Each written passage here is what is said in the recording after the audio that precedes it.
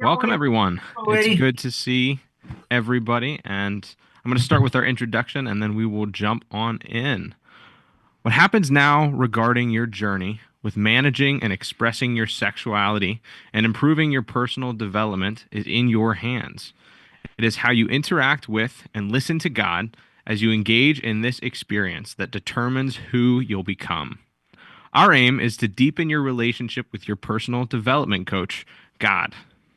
Our time together is not meant to replace the essential connections you need to cultivate within your community. Everyone needs a place where they can be themselves, be fully honest, in order to receive feedback and support. You need a support group, and this isn't it. We are here to enrich your relationships by offering insights about God and life that may inspire you to break free from ambivalence, encourage you to pursue new personal challenges, and enhance your interactions with those around you while aligning with God's intentions for your life. This is more than just an informational podcast, for knowledge not grounded in human experience won't lead to change. Our podcast is designed to be interactive, as true change requires us to acknowledge our need for growth, develop new habits, and take the risk of sharing our unique journey. During this time, you will hear from us and others other alternative solutions for you to consider, but it is up to you to decide what is helpful and consistent with God's will for you. The nature of our interactions does not allow for a truly therapeutic encounter.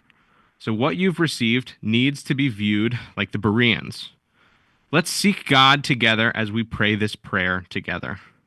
Psalms 139, 23 to 24 says, "Search me, O God, and know my heart. Test me and know my anxious thoughts. Point out anything in me that offends you, and lead me along the path of everlasting life." Well, to start, my name is Micah Freeman. I am the director with Servants Oasis for Director of Ministry. It's where we seek to provide pastoral care for a very burned out and difficult community. I'm also an outpatient therapist with Pennsylvania Counseling Services. And from there, I will turn it to Nate, and then we'll go over to Roy. Okay. All right. Well, my name's Nate Larkin. I'm the founder of the Samson Society. I'm 26 years in recovery from porn and sex addiction. Grateful to still be alive. Grateful to be married. Grateful to be a Christian. Grateful to have friends. And grateful to be a part of this conversation tonight. Well, I don't, my name is Roy Smith, but I don't want to say anything because I don't want to mess up Nate's gratefulness. Okay. I'm on a gratitude I roll mean, tonight, baby. your gratitude is good. And I just want to make sure I don't do something that takes it away. You know, I can't you start off the day with so much gratitude and then one thing Yeah. hits the exact wrong button within us. Yeah. Oh, isn't that true? And then here we go. So I was enjoying your feeling and trying to take it in, and I didn't want to mess it up. But my name is Roy Smith. I'm an ordained minister with the Evangelical Church Alliance. I'm also a certified Dixon's counselor and as well as a licensed psychologist. And I'm excited about being a part of with all of you in this ministry to each other together as we all work together to become more Christ-like, which is a thing that for most of us isn't always that easy. We need Jesus to help us do that. And sometimes we start off with a question. All right. And so I'll start us off with a question, but this is designed to kind of talk about whatever you want. But we try to get maybe started with a certain question. And then most of the time, Micah, begins this with the question. But today I said to him, if you read that long thing, I'll ask the question. It's a lot easier. And, he agreed. Here's the question, but it begins with a definition that therapists will talk to each other about, and maybe Nate's going to know it right away. But it's interesting to me even how much this phrase is used in the Samson Society or in other ways. Okay. And so let me ramble for about a minute and a half, and then we'll get moving here. There's a term we call in as therapists acting out. Acting out. And acting out is that there are causes and emotions and thoughts within us that are here, and we don't want to face them. We don't want to face them. And yet it's the reality. It's our reality. It may not be a positive reality. It wasn't a positive reality for me to face my mother wanting to kill me and my siblings by driving us off a bridge. But nonetheless, it was my unfortunate reality. And acting out is that I choose to go over here in and in a behavioral way avoid this reality by creating an alternative reality that I would enter into. And we would say that instead of turning and facing this reality, the person acts it out. They go over in a different direction with their choices and how they act, and through that other direction, this disappears for a while. This is covered up by a pleasurable feeling, maybe. It is definitely not faced, and some of the pressure of this aspect of reality that I don't want to face, thus I choose to act out, expels the pressure of this knocking on the door. Roy, you need to face this. Roy, you need to face this. Roy, you need to face this. Roy, one of my addictions is eating. Roy just ate a lot, and so therefore this is less loud. Okay, so this is less loud.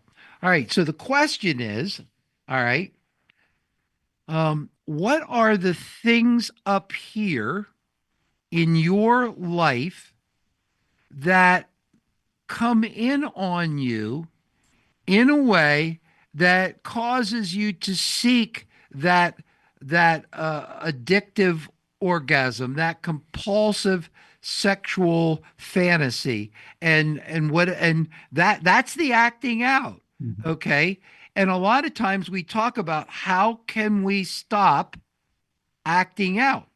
All right, and that's healthy and good. Frankly, most of the time we're acting out, we're denying reality, and we're in the process of oftentimes demeaning ourselves, not doing what God wants, and it's self-destructive. All right.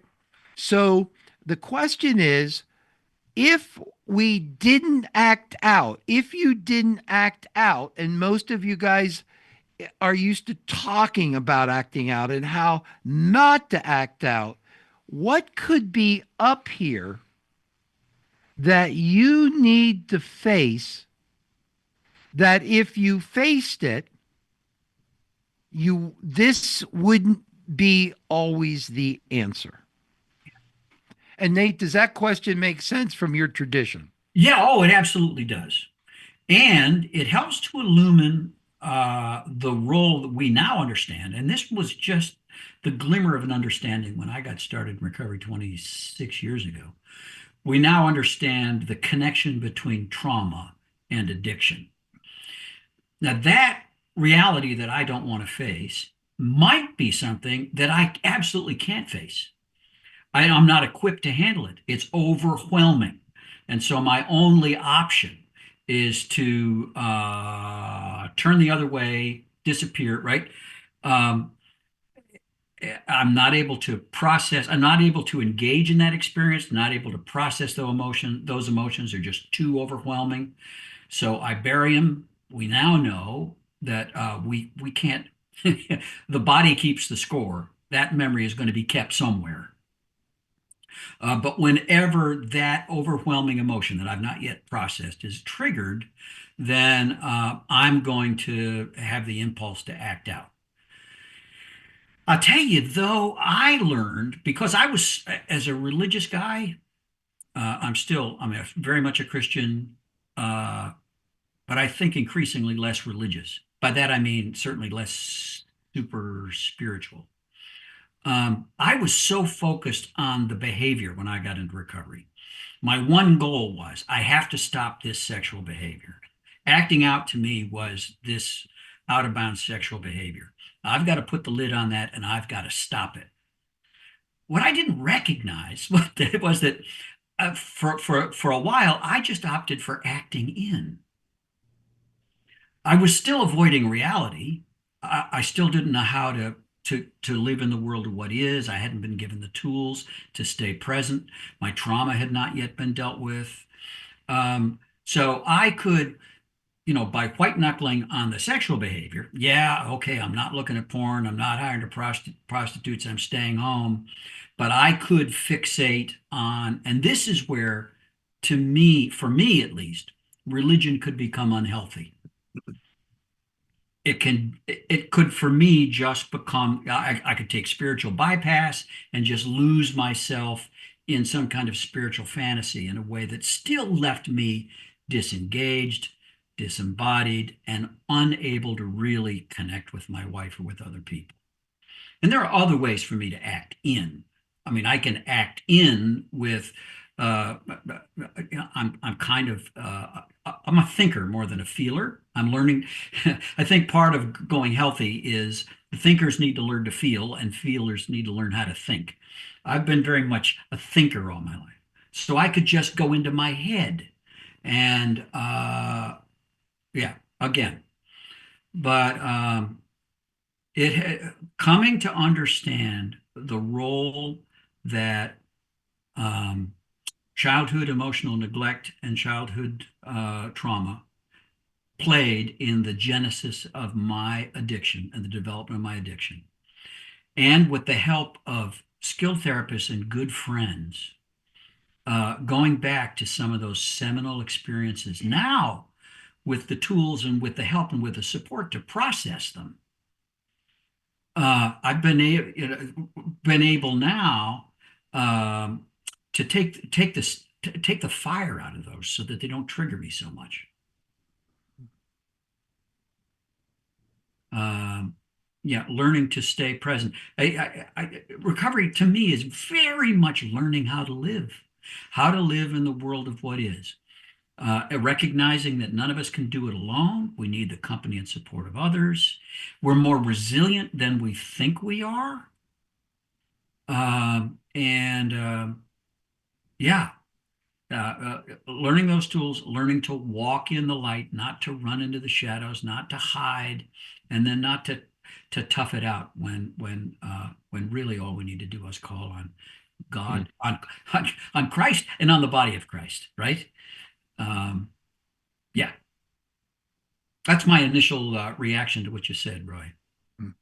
Roy, would you ask your question again? Because I want to hear from the guys. I want to hear kind of their thoughts.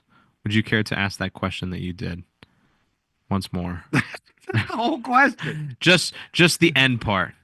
Well, I'm ADHD. I don't remember anything I said 10 seconds ago, but I'll try to come up with it. To me, all right, and I'm doing this. This is fair. Mm-hmm. Micah, I'm trying, and I want to hear from. We want to talk this out. Frankly, we love the three of us when they're talking and we're not. Mm-hmm. Okay, For sure. So that's just reality. But we so often focus on the behavior we use to cover things up or to explode, and we'd rather, in fact, I think I might rather experience shame and rather talk about a behavior that expels what because I'm not thinking about what frightens me up here. Yeah, right. You know, I'm not thinking about that. I'm actually willing to. I act miserably over here and destroy myself to avoid over here. Mhm. Okay, and so even now, let's say in a meeting that's designed for healing, okay, it's easy for me to talk more about over here, Mm. okay, because I'm used to this. I'm used to my cyclic screw ups, okay, and all of those aspects, and and over here, as miserable as it makes me, I'm less scared. Mm. Yeah, This yeah, here, yeah, what haunts me, the definition is the more I look at it, what if, as I like what Nate said, what if it overwhelms me, this yeah. trauma? What if, you know, and here's the thing, if I keep avoiding this area, even if,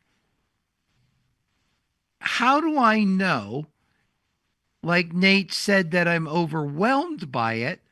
Or how much is it that I've just so sold myself that on my inability to look at the causal aspects to my addiction, that I really, it's the Wizard of Oz, that if I actually faced over here, Mhm. okay, the Wizard of Oz wouldn't be that big and frightening and powerful as I think it is.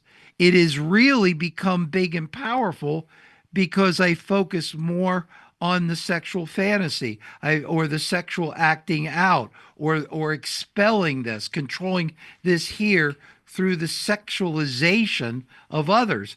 And if I dealt with this, Mhm. the sexualization would, it, this is the fuel source. Yeah. Yeah. This is the fuel source. And until I get to the fuel source, this is going to keep more likely to have the power than it should. Did I Yeah. say it right? Yeah, no, I think I'm understanding like because I think what I'm hearing is how does the acting out cover up what's really going on? Yeah. Like how does the acting out direct us away from the truth of what's going on, what's behind the scene, what the function of that Mhm. is? I'd be curious just to direct it towards you guys, those of you who are willing to share what is the acting out for you guys covering up or pointing us away from? Hello, everybody. My name is Johnny. So Hey, before I Johnny. say what I'm going to say, hello. There was a saying I heard. I have no idea. I don't remember who said it, but the saying is the cure for the pain is in the pain. And I Mhm. think the reason why so many of us stay in addiction is because we refuse to face it. And the Mhm. longer we continue to refuse to face it, the longer we can't heal from it, right? Yeah. So we use acting out to cover it up because we don't want to face it. And for me, I was sexually abused by a family member as a kid. My upbringing wasn't the worst it probably could have been, but it wasn't great either. There was a lot of traumatic events that occurred. I won't get into every one of them, besides the one I just mentioned. Um, but I think from a biblical standpoint, obviously, I think most of us, if not all of us, agree that the enemy uses it to keep us in bondage. And I noticed, like, so I have my Bible in front of me, and I noticed that when I'm in my word, thoughts of previous movies I watched or hookups I had, things like that, like pop up in my mind. I had to stop reading the word for a minute and I have to just pray to God out loud. Like, these thoughts are not my own. I rebuke these thoughts, because it's just the enemy using using the things that I use to get away from the trauma. But in this case, he's using it A to keep me from uncovering what the trauma is or working through it. And then obviously, one of the things, if not the main thing that's going to keep me, help me with the trauma is what I have right here, the Bible, right? So he's trying to keep me from reading it and he's trying to keep me in bondage with those particular sexual things that I turn to. So for me, it's just the sexual abuse and other abuses I had as a child. And then I also think that the enemy has a lot to do with it. Obviously, to my knowledge, the enemy can't make you or force you to do anything. But obviously, he whispers in your ear things. And so, yeah, I'll let somebody else go. But that's what I have to say at this point. Mhm. Thanks, John. Steven here. I think for me, it's fear. It's based in trauma, abandonment, rejection wounds, inner child work that I'm doing with therapist, actually a sexual addiction therapist. But I noticed even now, and I mentioned food addiction. Those are the two toughest ones. Yesterday I was here, the sex and the food, because I can put down alcohol. That I don't need alcohol to live, even crack cocaine, but it's the food and the sex that I have to learn how to moderate, or these are part of humanity. I noticed late at night with the food, the same thing with the acting out. I have some sobriety and acting out a few months now of the sexual addiction. Um, Late at night, I'll eat sugar and ice cream. I'm bringing that up because I don't want to feel nobody's around. It's late. It's 11 at night. Everyone's sleeping. The world is shutting down, and it's my thoughts. Now I can get addicted to media too, TV shows, sports. You give me a distraction, name it. And that media, there is actually 12-step programs for internet addiction now. So I've been to a couple of those programs because it works on the dopamine. I think it's just feeling the feelings. As I said, late at night, I'll run for that ice cream. You give me it, I'll get that pint will be gone. And it's accessible. If I don't have to go to a drug dealer, it's right in my fridge or in the supermarket. This is rough when you get into these process addictions. I'll just to cut to the chase. I want to hear what other guys have to say. It's probably the feelings of abandonment, rejection, what happens with the money, the way that the world is, economic insecurity. The AA Big Book talks about financial insecurity. Oh my God, what's going on now? I don't have any money and I'm homeless. Scares the heck out of me. And I know it was mentioned about the enemy, but I sometimes think it's God bringing this stuff up. I see Jacob wrestling with God. And, sometimes it's God bringing this to make me stronger, allowing this stuff to happen, bringing up some of my stuff, my wounds up, to trust him more, and I wrestle with God like Jacob did. Like, I don't know if I trust you. So it's abandonment wounds. It's financial insecurity, fear of being lonely. The feelings of loneliness. Oh my gosh, I'm in love with those. Loneliness is it's a disgusting feeling, being alone. It's part of humanity. Everyone, even if you're married, there's people I know that feel it's part of humanity, but it's a disgusting feeling for me. But I know somehow I have to learn how to sit with these feelings, embrace, make peace with these feelings, part of humanity, not try to run from them. And I'll just say this lastly, that a lot of this stuff is stuck in my nervous system. I read a book called The Body Keeps the Score. It talks about trauma, even from childhood, being stuck in the body. So like my nervous system, that's why I think there's a merit to some somatic work. Even if I meditate on the word or with my body and just getting, it's hard to regulate my nervous system. So it's afraid of feeling. That? Hey guys, it's Brent. Hey, Brent. So I too deal with abandonment. I believe because my mom and dad got divorced and I felt like I was abandoned by my mom. And there's been a lot of other things through my life that I've loved that have left me. That I feel like every time that I love something, it's going to go away. So I think perhaps that I medicate and self-sabotage so that I don't have to love anyone.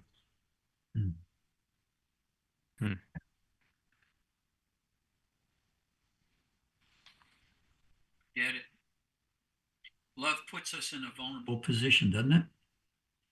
And if our programming is that nobody really cares, it's interesting when Patrick Carnes wrote really the seminal book on sex addiction, Out of the Shadows, the one that really launched at least into public awareness, this, huge issue. He talked about the common beliefs that sex addicts share. And one of them that's essentially universal is nobody really loves me or cares about me. I'm going to have to take care of myself.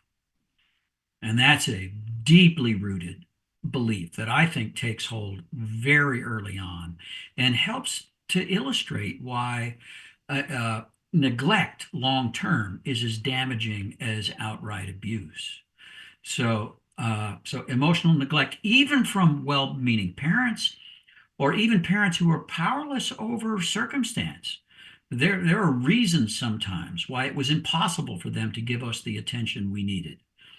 Or it could just have been that theirs was a culture where you just didn't coddle a kid. That was the kind of parents that raised me. Whatever it is that causes it, this deep belief that I'm really unlovable, nobody really cares. Man, that's a powerful and terrifying feeling, and I think it plays on our deepest fear, which is the fear of abandonment. You ever watch? Sometimes you watch these parents. Uh, they've got a kid in the supermarket that doesn't want to, in the store doesn't want to leave, and so the mother just says, "Okay, well, I'm leaving," and makes to walk out the door, and you see the kid just kind of stand there for a minute, try to tough it, and then obviously folds, panics. Don't go. I'll come. Uh, and sometimes as adults, we play that game with each other. It's a low blow for us to leave a relationship or leave an argument with no plan to return. It plays on that deep fear of abandonment. It's a power play. Um, and so, yeah, and that's just, I'll tell you what, I'm at most risk, I'm at greatest risk of doing something stupid when I'm sideways with Allie, and she's not responding the way she typically does. Man, that hits my abandonment button. That fear just ramps up, and with it, the urge to medicate with freaking something. Now it's Yeah, interesting. If I could tell a story, can I tell a story? Please. Yeah. So 2 weekends ago, Easter weekend, I'm busy all throughout the week, and Allie's very understanding. We have time together in the evening, but not much during the day.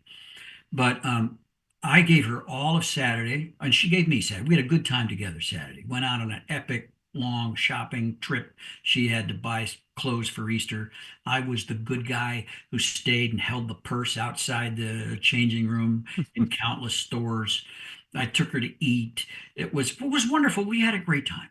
And then on Easter, we went to service. It was beautiful. We came back to the house, had my daughter over with her boyfriend for lunch, had a great visit. We binged watched a television show together. For old people, that's pretty good, right? Now, Monday, I was busy from 5 o'clock in the morning, and I had so much to do. And I drove to Franklin, and I had guys to meet, and I had things to do, and I had payroll to do, and I had invoicing to do, and I had a podcast at 3 o'clock that I had to get to. And I raced back. I called Allie that morning from Franklin just to check in. How'd you do? She said, how'd you sleep? She said, I slept well. She said, but I woke up sad. I said, well, I'm sorry. But then I forgot about it. And I just feverishly worked throughout the day. And I got home 2 minutes before 3 o'clock, said hi to her as I rushed in the door, came in, did the podcast, came out of the room at 4 o'clock, and my wife was pissed. Man, was she mad. And she was hurt and she was angry. And she said, and then she said these things, you care more about your guys than you care about me. You don't really love me. Now, since then, she's retracted all of that, but she has a very deep abandonment wound for lots of good reasons. And it triggered her abandonment mood hard. Now, what I would have done in the past was protest. I can make a really good case for how much I love her and care about her. And there was a very good reason why, I hadn't been able to spend time with her on Monday. However, as I thought about it, I had to admit, I had several occasions throughout the day. Well, I could have called her from the car. I could have followed up with her to say, tell me about your sadness. She told me about her sadness, and I had just brushed it off. That's how it felt to her. She felt abandoned. She got angry. She started to pull away. Our long established pattern is that I would feel threatened and I would start to pull away too. I'm so grateful that at least on this particular Monday, maybe because I had great conversations with guys. And I've talked about Allie and how much I love her and care about her, and how much admitted to another guy what an idiot I can be and some other things. I was able to own my shit, didn't pull away, stayed with her, offered comfort without excuse, let her have her anger, and within a couple of hours we were fine. But that, I'll tell you what, um, I'm so grateful. It's the grace of God that I did not medicate at that point, because my long-standing pattern is to find a way to medicate with something. And there are things that I can medicate with that I can justify that seem fine. Food to me seems fine. Uh, Work seems fine. I could have disappeared, but in this case didn't. But it was that abandonment thing. Allie was triggered by abandonment. And I felt, when she was pulling away, I felt this deep panic for a bit and some anger. I felt accused. But yeah, a long story. I don't know whether it helps, but yeah. Also, for me, when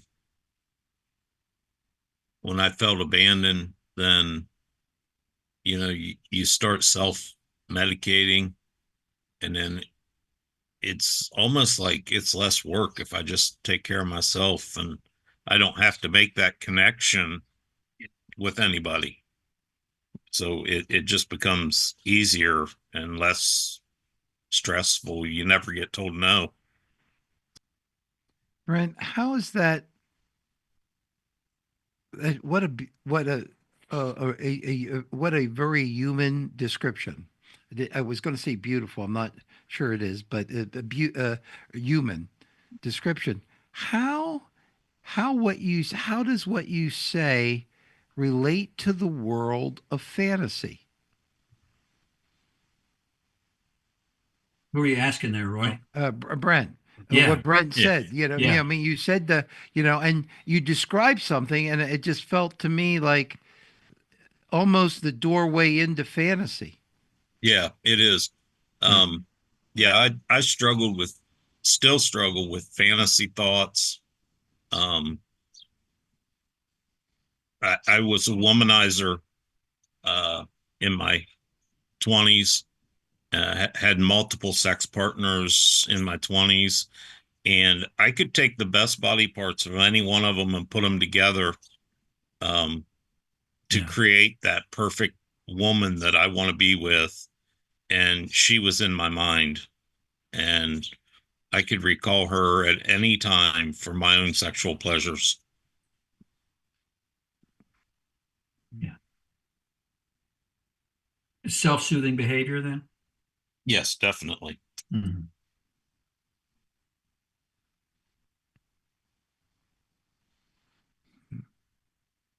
And ultimately, I ended up on here because my wife caught me looking at pornography on the computer when I didn't typically look at pornography. That's how I ended up getting recovery. God's grace, man. Others' thoughts on our conversations? Ray, Eddie, Neil, Glenn, Albert. Yeah, I'll go. I can't find the little hand thing. So yeah, I can very much identify with that whole idea of abandonment,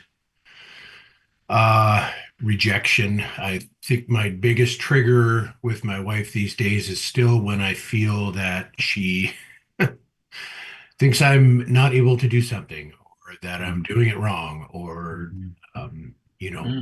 and it just brings back all that kind of failure stuff. So that's I would say my biggest trigger. It was probably, although I would not have identified it at the time, it was probably the thing that drove me to, porn and to connecting online. It's a connection, right? It's a connection where nobody's going to reject you. Well, I'm a old school teacher. And so we used to watch the kids in what we called the smoke pit,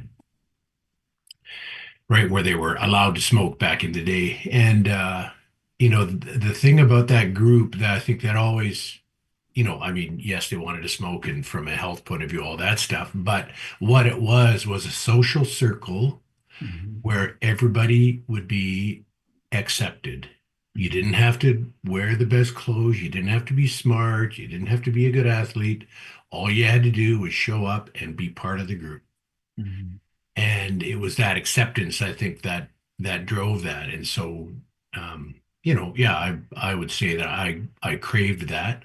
I would say that I think that's part of the power or the magic of Samson. I think, as we all talk about, is that it's those positive connections that we make, and that kind of accepting thing that or accepting culture, that culture of acceptance that really makes it work for us, and helps, for me anyway, replace that desire to have to be accepted all the time, everywhere.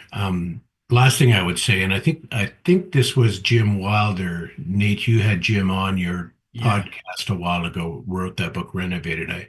I listened to that on Audible, and one of the things he said was that I think it was him.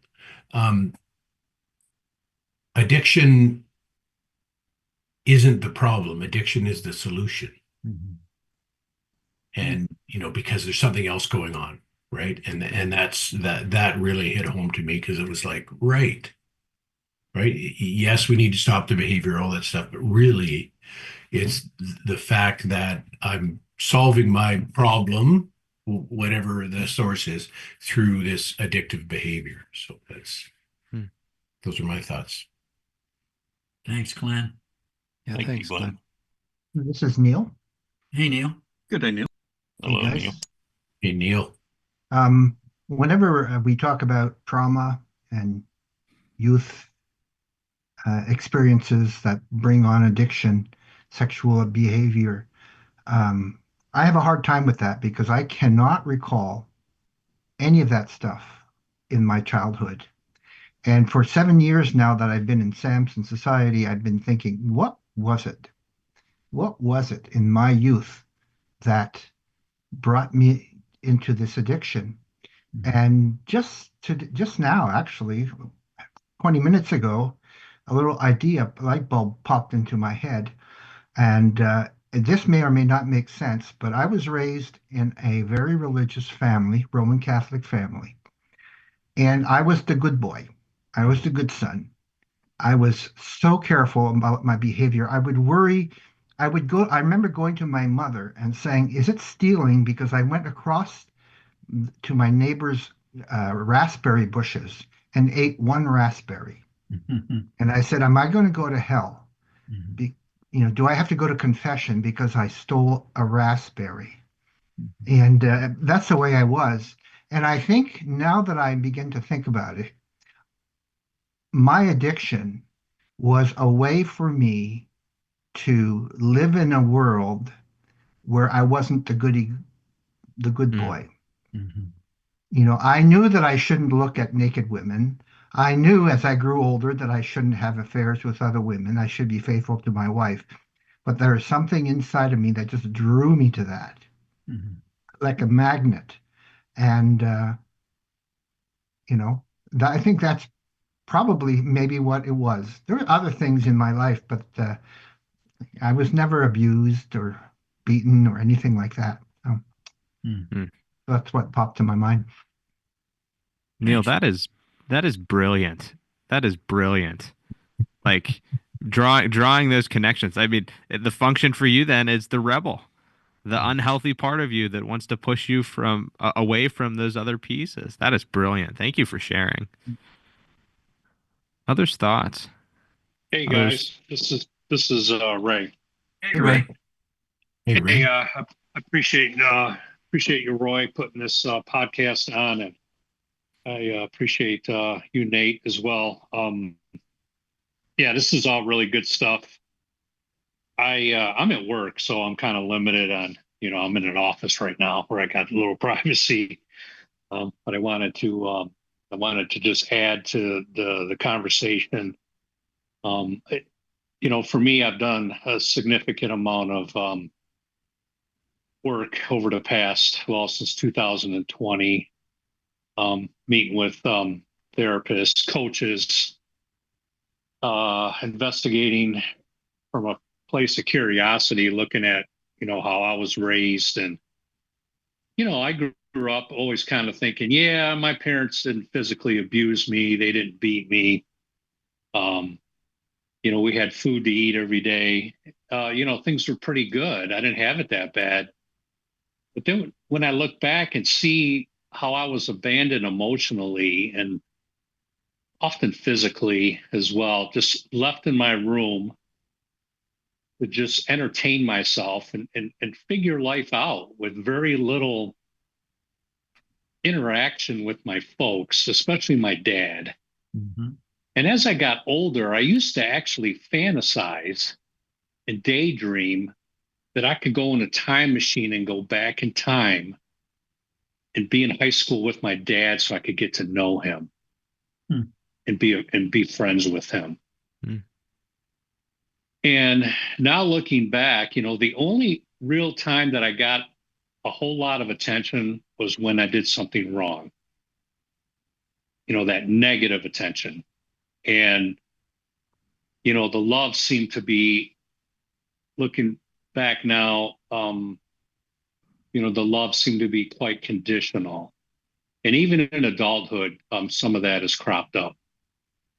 So for me, looking at my inner child, when I'm bored and I have to fend for myself to be entertained, that's when I'm at my highest risk of wandering off and getting involved in, to self-medicate, to grab that pacifier. And yeah, this is as you mentioned, I believe, Nate, this is, deep-rooted stuff, the whole abandonment piece. And yeah, it's a tough one. I just wanted to add that, and that shame, that's the other thing too, dealing with the shame piece. Like if I make a little mistake or do something wrong, it could be like no big deal, right? Mm-hmm. But I automatically want to go to that place of shame. The difference between guilt and shame, I did something wrong or there's something wrong with me. And that's been part of my recovery process, as well as getting away from that shame piece, because I have plenty of love around me. My daughters, my adult children love me. I mean, my ex-wife even, has forgiven me, and my current wife loves me. My parents, I've done some work around them and with them even. And I have plenty of love, but man, sometimes, guys, I just don't feel it. Mm-hmm. I still have a hard time absorbing that and being comfortable in my own skin and knowing that I'm gonna be okay. Mm-hmm.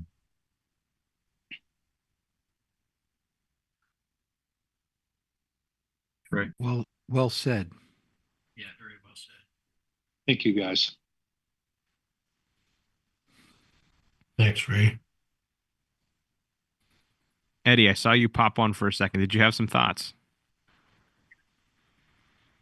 Well, I don't know about abandonment, and I talked about this the last time that I think I grew up Christian Taliban. It's a phrase I heard Nate Larkin use, and I love that phrase. I grew up in the United Pentecostal Church. I don't know that had a lot to do with me leading to the acting out, what the draw is. I do know when you talk about abandonment, I was born with attachment disorder. When my mom was carrying me, she had a cyst growing on an ovary that was growing faster than me, and it was the first time that they could operate on a pregnant woman and not cause a miscarriage. They had the medicines to keep from miscarrying. But as a baby, as a toddler, I didn't want anybody holding me. Uh, I just leave me alone. If you, in fact, I just have heard the stories. When I was a little kid, they moved a baby bed at church into the sanctuary because I wasn't a bad baby. I didn't act up or anything like that. Wasn't fussy, but I just stayed in the baby bed with my toys or whatever, and was completely fine being by myself. And when I tell my story, I always say that that's the first domino that led to my fall. Uh, and even now, my biggest trigger, if you want to use the word trigger, is being lonesome.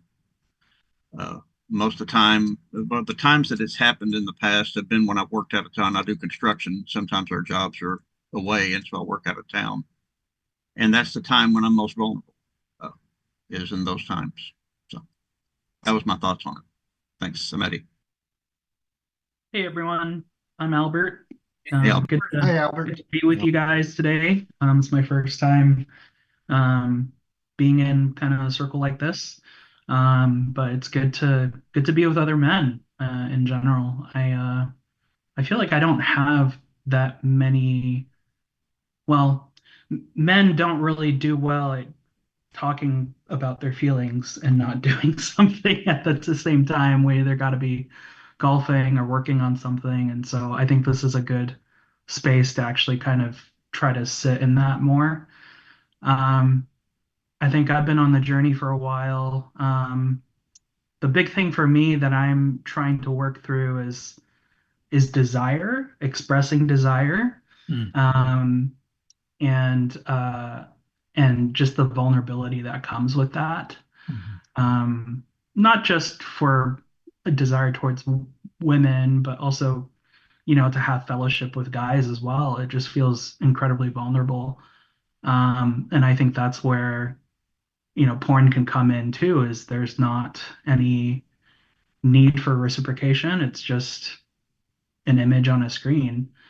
And thus there's not really a lot of intimacy there. Um, but I think the hard thing is feeling like I've always been wired for desire, to desire and to be desired. Um, but but the risk that inherently comes from that is a risk that I almost feel like I can't bear. And so I will settle for something that is a lot safer, but is also fiction. Mm. And that's something I'm continuing wrestling with.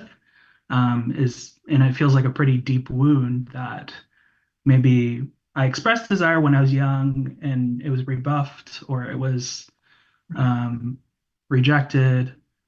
Um, and it just doesn't feel safe to do that. Um, so I don't know if anyone else resonates with that, but that's something I'm really working through right now. Albert, I'd like to just ask you a question, and you don't have to answer it. So just say pass. Do you deserve to have, do you have the right to have desires? And do you deserve to have those desires met? I will say yes to that after doing a lot of work on myself. I think growing up in the church, I grew up Southern Baptist, and I was always told, that I was a sinner first and foremost.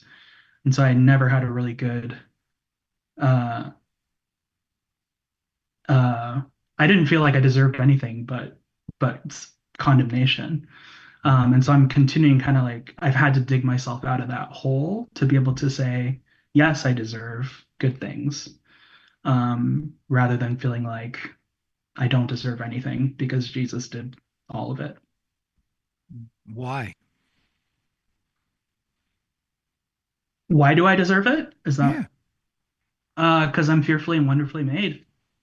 And that's what's in the word. That was just never the passage that was preached on. Hmm. if you keep living that out, I don't know this for a fact, but it just feels like to me, um,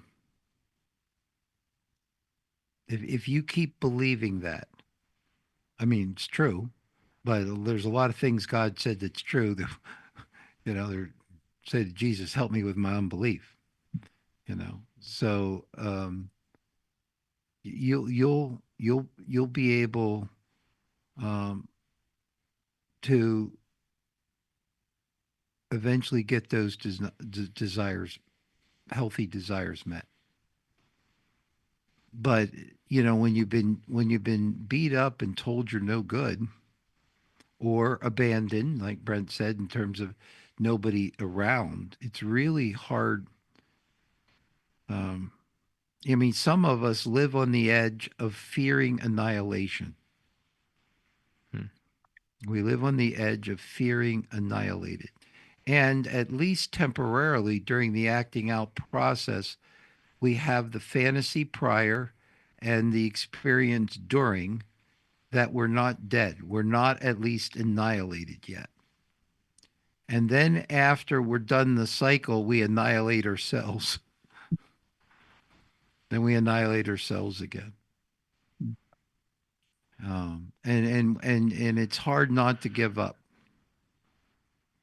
It's hard to believe that there can be something different. Hmm. The richness, I think was it Ray or so, it was, or a little bit, but somebody used the word boring. And to me, the richness in each one of you, as you have shared, is a legitimate richness of how God has created you to be. There is so many unique elements of your identity and giftedness and fearfully and wonderfully madeness that you carry within you loads of treasure that if you allow God to help you discover yourself, you can't possibly be bored. I'm about to go on I call it my final trip. I'm not trying to be remote here, but you don't get to Yosemite or Yellowstone that often in your life, if at all. And so I'm going to go and out to a missions trip, City Gate in Phoenix. And when we're done speaking out there, I'm going to wander around Yellowstone and Grand Canyon and just by myself and read and write and some things and stuff like that. And when I'm looking at Yellowstone or I'm looking at the ocean and I allow myself to take that in, it feels good to me and I'm not bored. And you guys are walking Yellowstones, you're walking Yosemites, you're walking oceans. When you said, Albert, fearfully and wonderfully made, there's a deeper you than you know.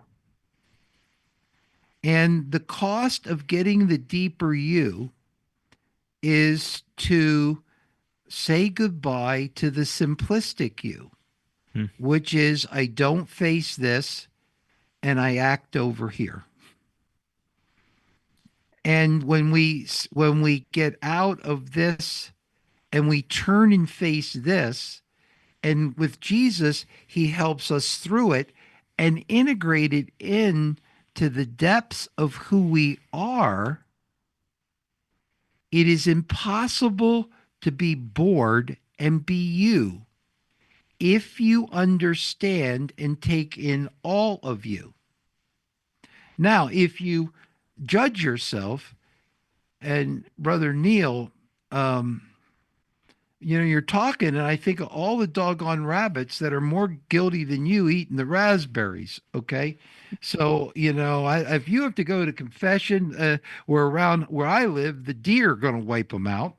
All right. And but the morality that that that that the harsh, I don't even want to call it morality because it isn't, okay? The oppressiveness, okay, that then comes on to young Neil and squeezes the life out of Neil. Mm. Okay. And I went and looked up this verse because Mike and I were chatting about it the other day. And in Genesis 3, okay, Eve says, "Of course we may eat from from the fruit from the trees in the garden." And the woman replied, "It's only the fruit from the tree in the middle of the garden that we are not allowed to eat, because God said you must not eat it or even touch it. If you do, you will die." And if you go back and read Genesis 2, God said nothing about touching it. And Eve, on her way getting ready to sin, okay, started to distortatively think about God's harshness Oh, beyond how righteous God was harsh. And here's this young Neil trying to feel life and be loved, okay? And yet he takes this harsh critic, okay, and lets it take him into such a negative element that he gives up and says, "I might as well be the bad boy."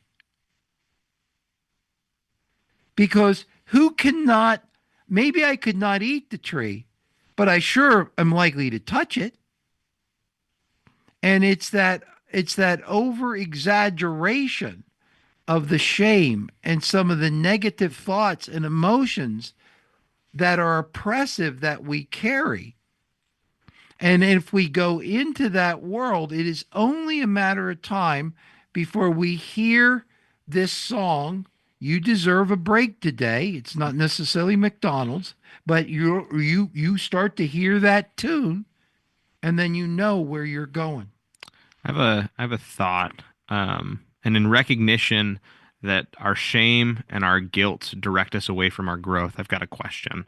Um, and my question is kind of based in this shame and guilt idea, um, because we've got two different things that are scriptural that oftentimes we make compete against one another, and that is that we're made in the image of God, yet we're also designed as sexual beings.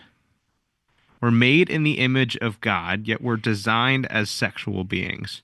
And I was wondering if maybe we could explore that a little bit, because oftentimes I think a lot of shame and a lot of guilt, even in our own desires, is rooted in not remembering that we are sexual beings as well.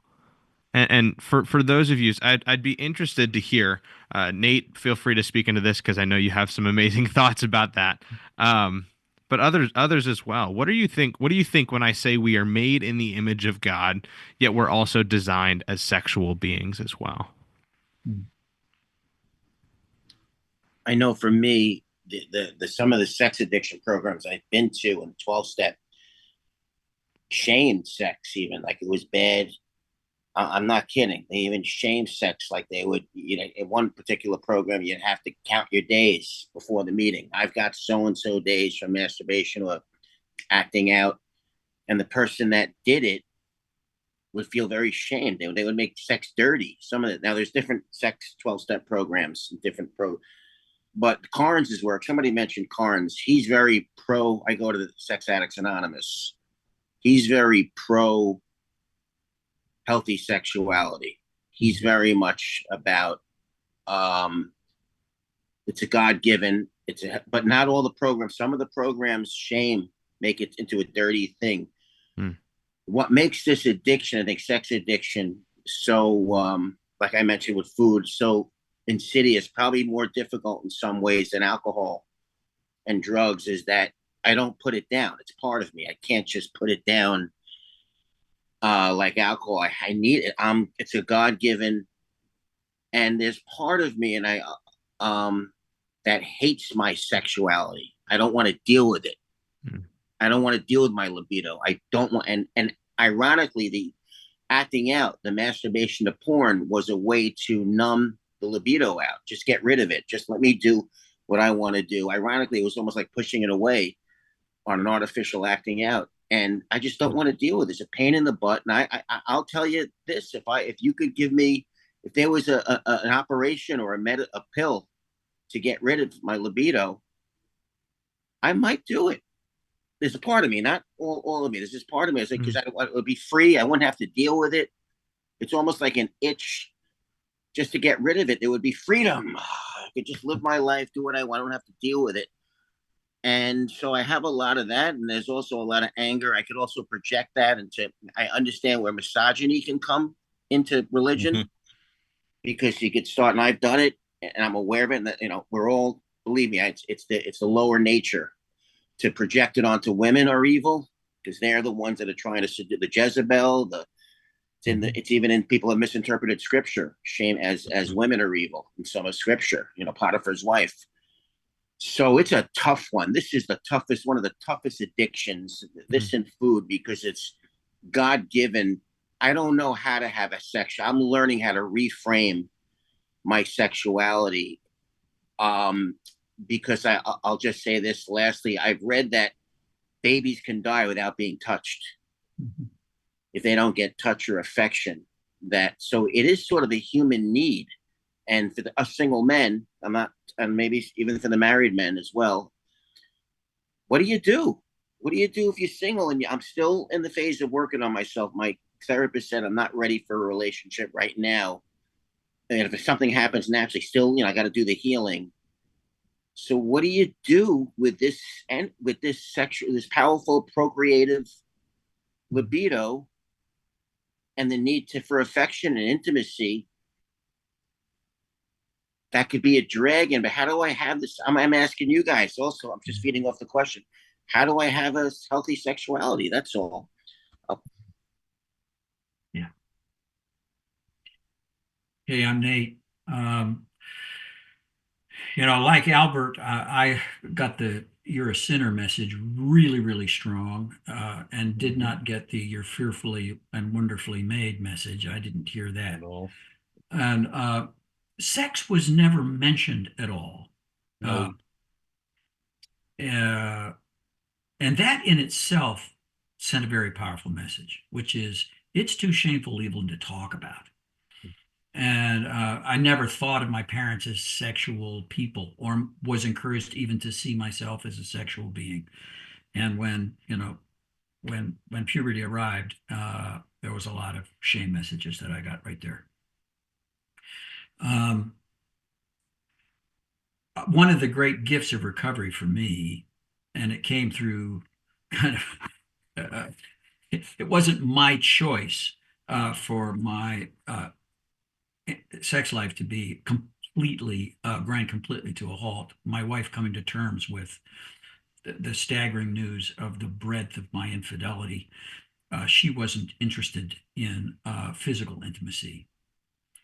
The great gift to me of recovery was, first of all, to be told that sex is actually optional. It's a gift, but not a need, and that I wouldn't die without it. Yeah. Also, there in those rooms, I learned for the first time, really tasted far more deeply than I'd ever seen it demonstrated before, and never at home and never at church, the depth of non-sexual intimacy, emotional intimacy. And then acquiring some of those skills and then bringing them home.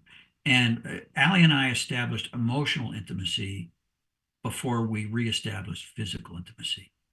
And then I discovered when you put those two together, it's a whole new freaking ball game, right? But the but I think that idea that we can lose track of the fact that we carry a treasure and that we're valuable and that we have intrinsic worth. We don't have to have condemning, shaming language for that to develop. we can make that inference just from silence. I think it was M. Scott Peck who made the point, at least I heard it from him for the first time, that the opposite of love is not hate. Hate's another intense state of feeling. The opposite of love is indifference. And when the people around me, my caregivers, seem to be they're not asking what I want or asking what I need. They seem to be indifferent to anything except my behavior. It's easy for me to conclude that, gosh, I'm not fearfully and wonderfully made.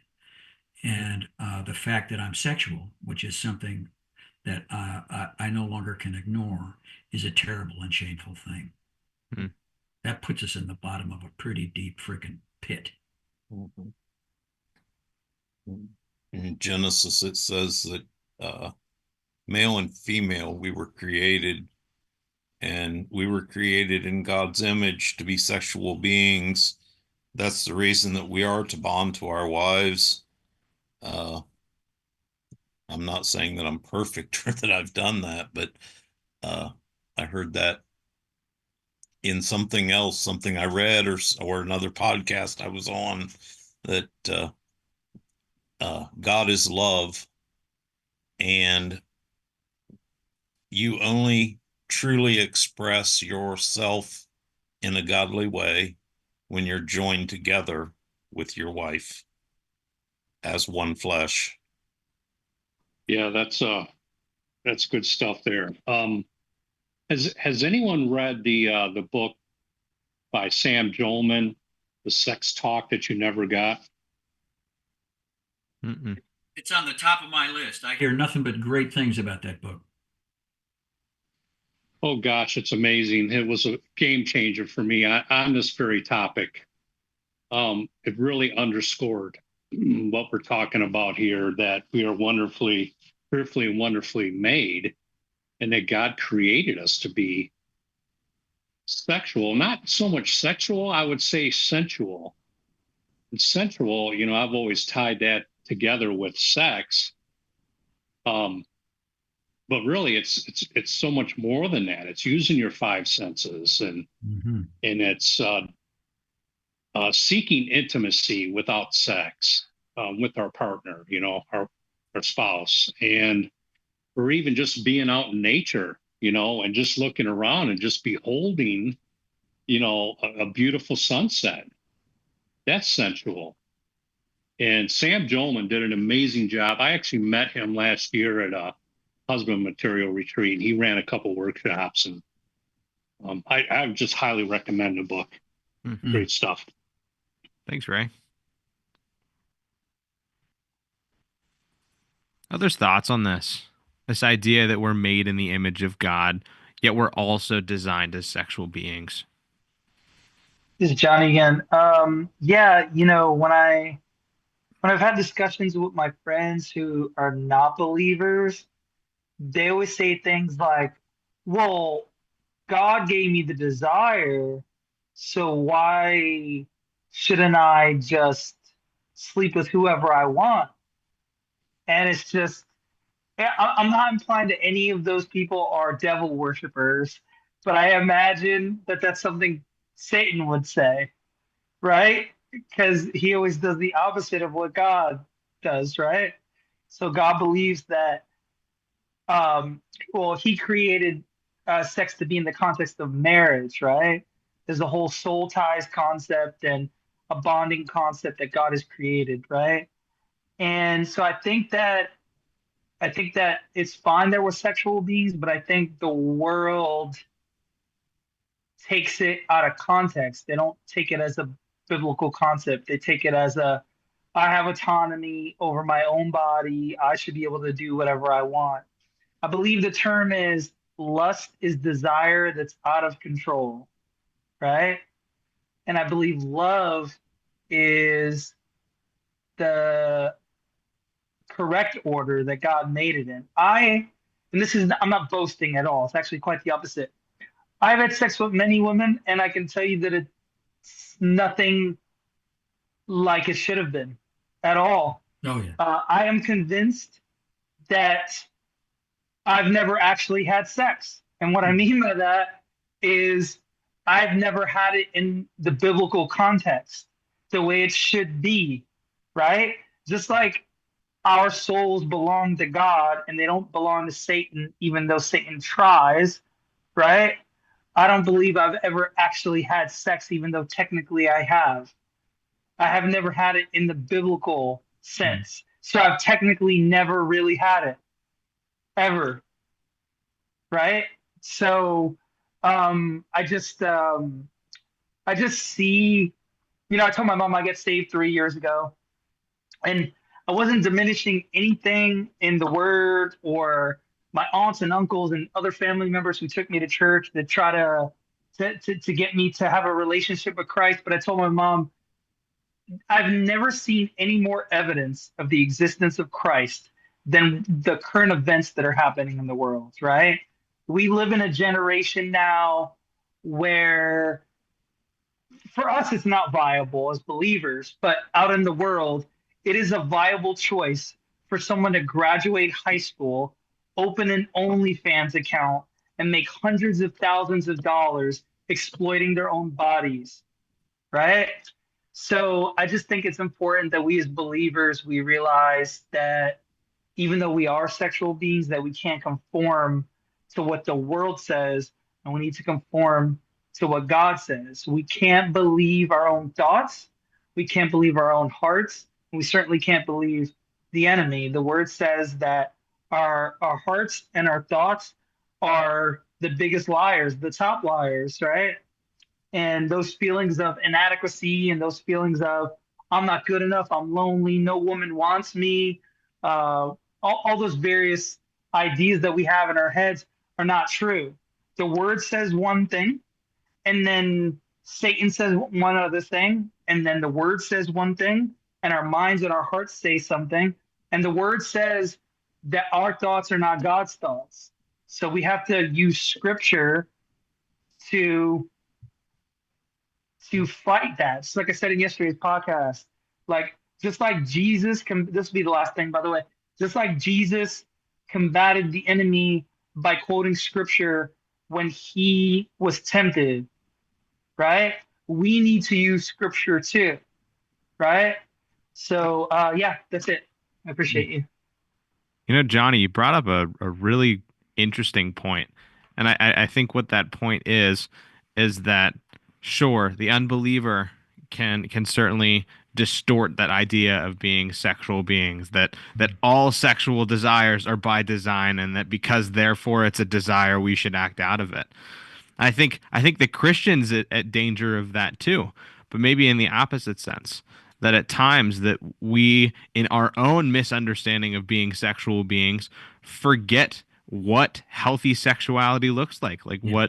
what others have shared, where we as Christians can think that anything sexual outside of sexual contact with marriage being and when I say that I mean sexual thoughts, I mean and anything outside of the sexual connection that we see in marriage, we can automatically assume that that's not by design, that that's not something that is a part of us but with a purpose in its own distortion.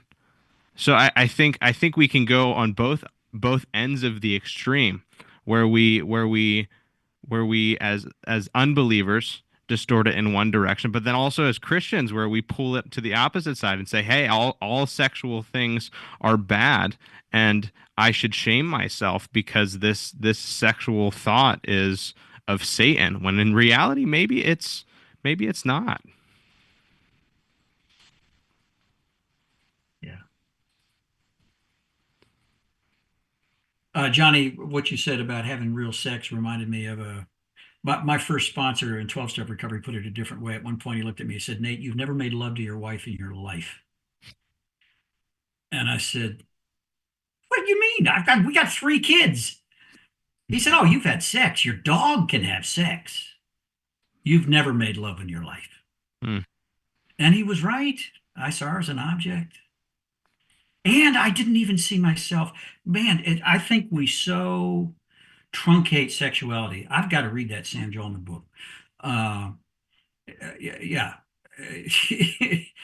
We confine it to such a narrow spectrum and then turn it into some kind of performance. I don't know what it is. Instead of this free and spontaneous and generous and giving and interactive and multi-level, multifaceted, deep emotional connection with another person. Hmm. Yeah.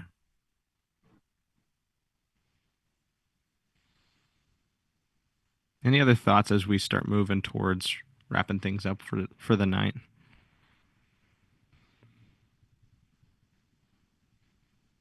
I've been super encouraged. Again, this goes back to theology. I was always taught more often than not to view God as the Father, not necessarily God as Son or Jesus. And so to be able to view Jesus as a human being, much more, and Jesus felt sexual urges, Jesus felt hungry, like that feeling of Jesus being closer and sharing my experience has been really helpful too. Because if I'm afraid of intimacy with anyone else, at least I can still have intimacy with Jesus. And that's felt like a step forward rather than God the Father, God being distant, God being, um, all knowing, all controlling, and all that. And so it kind of helps lower the stakes of just viewing Jesus as a human being. That's been transformative for me.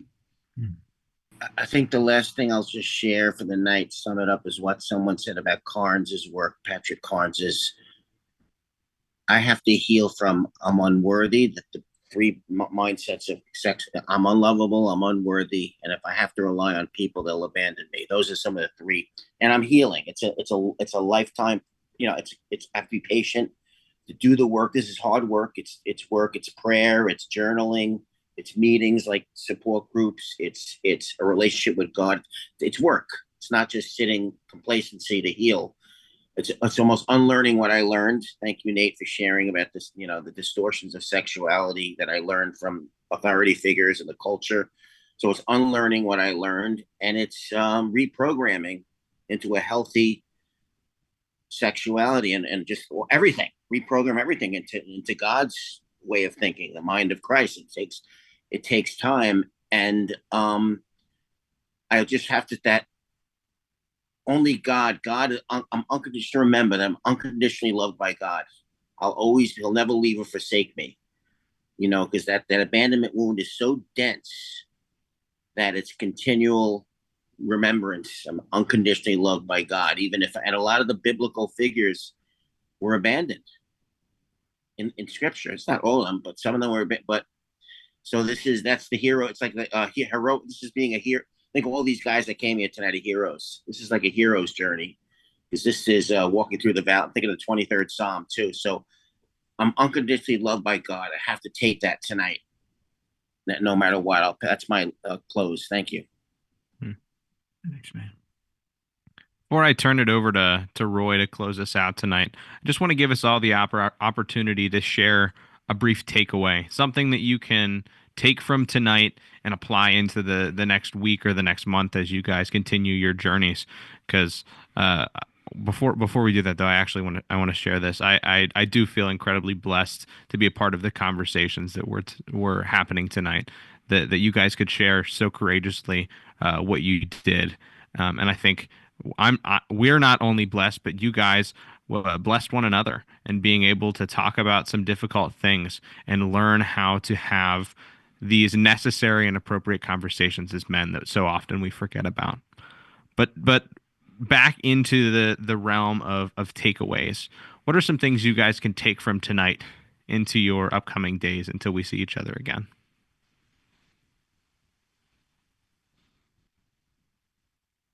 I know for me, that my intimacy level with my wife has skyrocketed over the last few months. Uh, as I've been doing work through multiple different programs, uh, and counseling. And, you know, a year ago, I was impotent. I couldn't perform at all. Uh, and my wife said something today to the effects of, we haven't had sex like that in 30 years. So, I mean, something's going in the right direction. So, yeah. So, thanks for your help, guys. That's correct.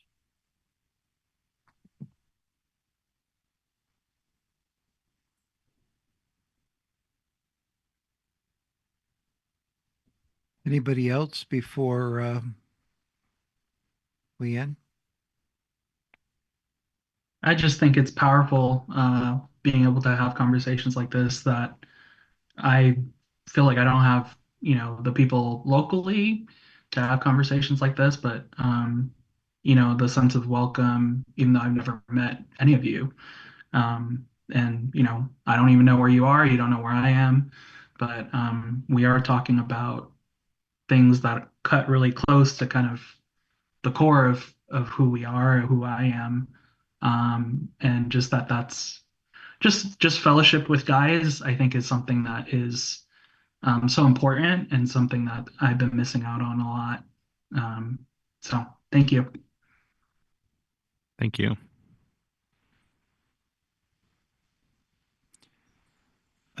Nate, is there anything as we close today? Technically, this program is brought to you by three groups, the Samson Society and Nate. So I want Nate to say if there's anything going on in the Samson Society, etc., that he wants people to know about. So, Nate, is there anything you want to share? Well, I was very excited to see Neil on the screen tonight because I've seen Neil on the screen an awful lot over the years, but he and I have never had a chance to hug. But it's coming up in just less than a month now. The Samson Society is going to have a Canadian retreat in Ontario. And I'm going up there, and so is Aaron Porter for June 6th through the 8th. So, yeah, so a month, I guess, from now. Great, June 6th through the 8th, and they can see where that is. Yeah, they can go to samsonsociety.com, and there on the main page you can get a link to that. It's real close to the border, so it's handy for people, even U.S. citizens in the upper Midwest, Northeast, easy to get to. That's great. Pretty country too, as I recall. Yeah. So that is great. And this on this end of things, you have Servants Oasis, which is a nonprofit organization that could use help if you can help us in a number of ways. And that's at servantsoasis.org. And then you have LiveUp Resources, com, and that is written about 23 books, children's series, all men series, the first book out on male sexuality, a book on fathering, and different things like that. So check that out. I hope as we end this today that you can feel one of the last things I had talked about today is just the richness of who God has created you to be. Okay. And I get a feeling that if I compliment you one way, you're okay. But if we take in God's compliment of us, boy, do we battle it.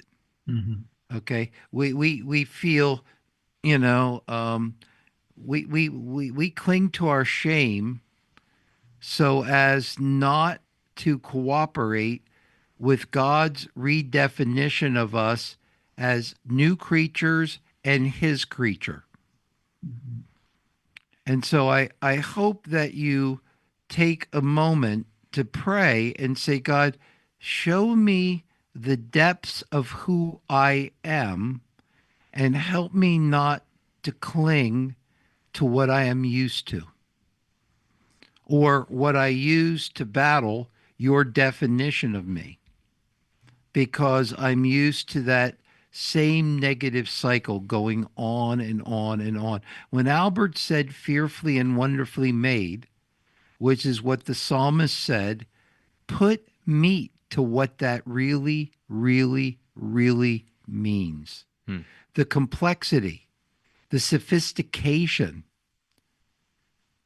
Here's one: the beauty. Mhm. God created you with beauty. I'm assuming you don't often think like that. And yet, when the singer or the psalmist makes up the song, that's what he's saying. The artist is saying, David the artist, whose heart and Jesus's heart were aligned.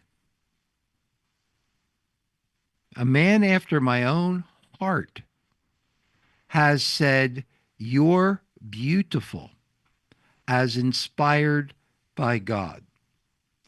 We get so used to clinging to the negative, so used to this part. And today you very honestly talked about this part. And through facing this part and talking about the things that push you in this direction, you then learn by going through it a redefinition of you.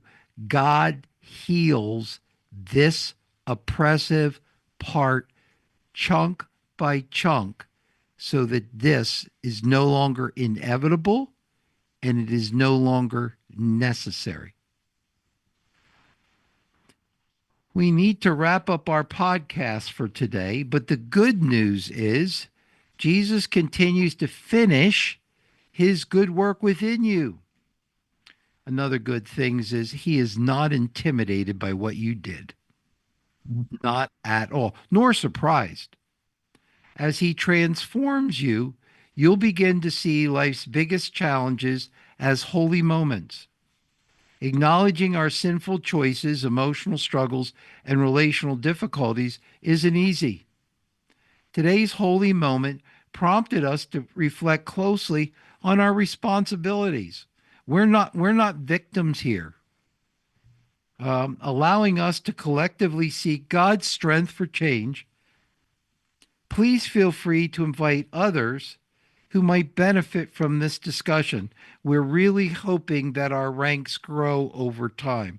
There are so many men out there hurting. Frankly, there should be 200 folks a part of this every month that we do it, because this is unique for men to be this honest with each other in a world that frankly demeans us in many ways. May God bless you with the strength to practice Ephesians 4, 2, and 3 daily. Always be humble and gentle. Be patient with each other, making allowance for each other's faults because of your love. Make every effort to keep yourself united in the Spirit, binding yourselves together with peace.